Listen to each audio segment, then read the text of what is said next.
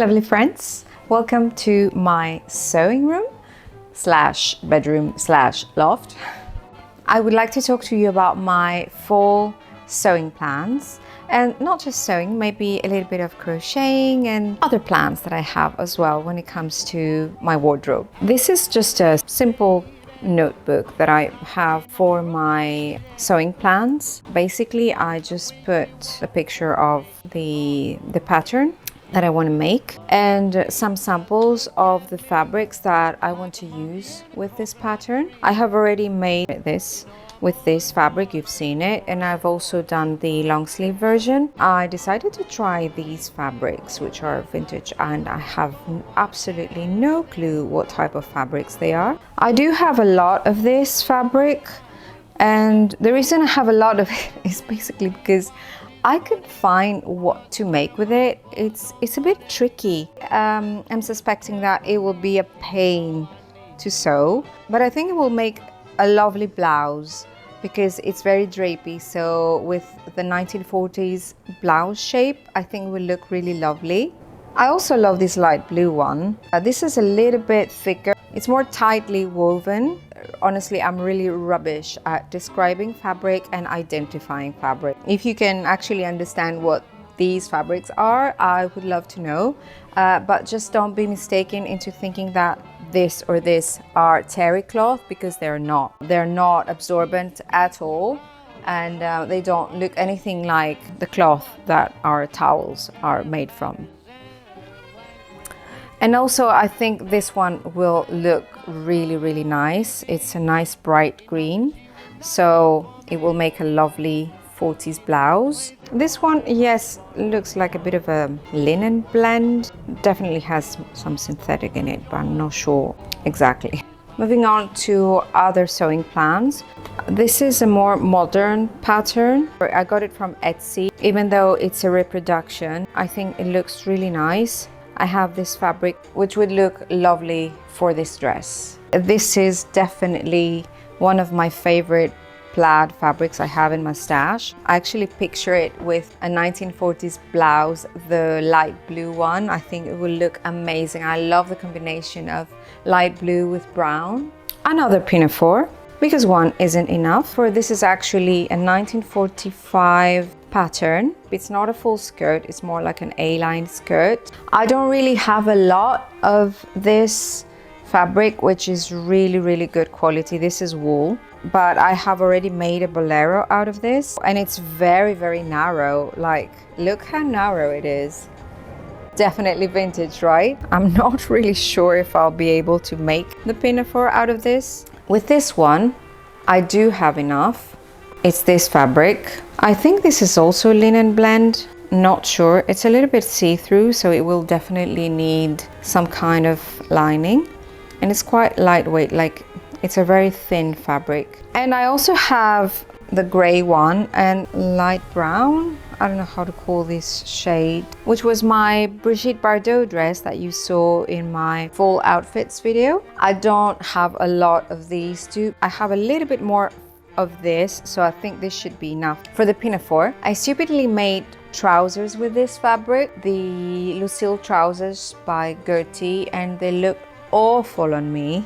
I don't know if it was the trouser shape. It was very unflattering, making me look bigger than I am, which is something that would usually want to avoid. Anyways, I still have some left, so hopefully we'll be able to make the 1945 pinafore out of this. Then we have a Gertie pattern that was from her Charm School Patreon patterns. It's called the Charm School Uniform, and it's really lovely. Another pinafore style dress, but it's more 50s because it has a full skirt, and I love that it has buttons in the front. So I thought about using these two fabrics with this pattern. As you can see, I have a lot of this. I will definitely be able to make the Gertie pinafore with the full skirt. I am a bit worried about the color because it's quite a vibrant orange, and usually in winter I don't wear very vibrant colors. I love wearing them in the summer and spring, but in winter I prefer shades that are a bit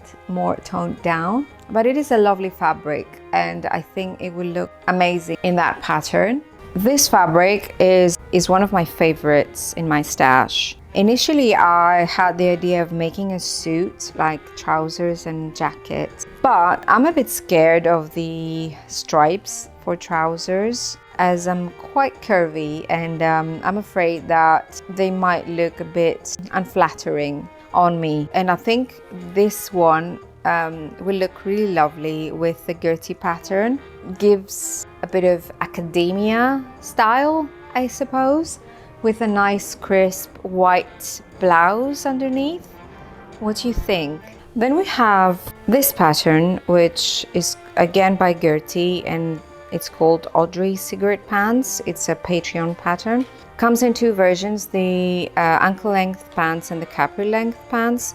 And it needs a stretchy fabric, but I don't have stretchy fabrics in general. My fabrics are, most of them are woven, but I do have a small piece of this one. I only have a few pieces left. This fabric, it's a bit stretchy, not too much. Thankfully, I was able to fit the trouser pattern in my 1.5 meter fabric.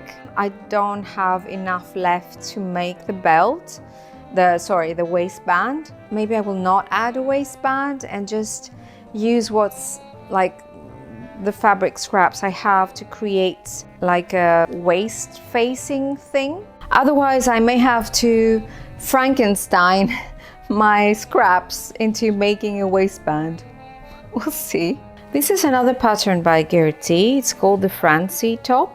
It's another stretchy fabric pattern. I don't have anything for this, but I would really love to make this pattern because it's a really cute top and very wearable, very comfortable as it looks. I'm planning to wear this with the trousers, with the cigarette pants. I will be wearing these with ballet flats for a 1960s look. I just need to order some fabric that will be suitable for this. And also, I found this free pattern at Mood. I really love the shape of this. The trousers are a bit narrow for my liking, so I'll see if I can make them a bit more wide. But I love the shape of this, and this one also has an elastic band at the back.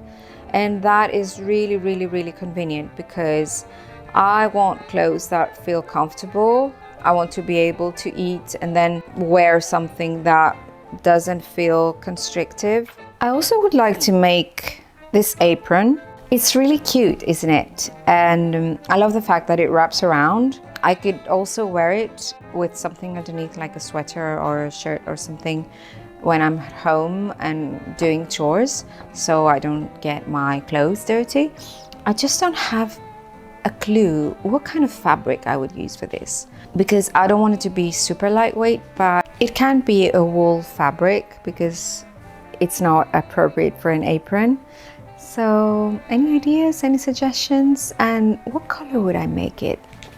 Since it's not going to be a summer apron, it's more going to be like fall, winter. I would really love your suggestions. Another plan I have is to try to refashion some 80s garments that I have. The style is 80s does 40s, but it does look more 80s than 40s. So I'm just trying to figure out what I could do with it so I can make it more 40s than 80s.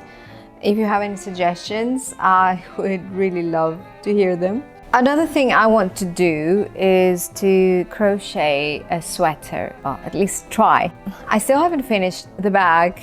I'm not too far from finishing it, but I just need to put a little bit of time into going ahead with it. I don't understand how this shape is going to turn into a bag, but I just trust the process.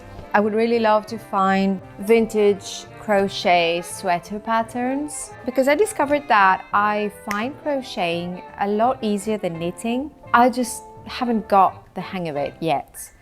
But crocheting, I really enjoy it. So I would really like to try with a more autumn winter appropriate yarn. So these were my sewing plans for the foreseeable future for fall. When the weather finally gets a lot cooler, I will probably add some more wintry projects. But for now, I think I'll be okay with these ones. After all, as you can see, it's still summer here. Thank you very much for watching. Thank you for being here. I would love to know, what are your DIY sewing, crafting plans for fall? And I will see you in the next one. Bye!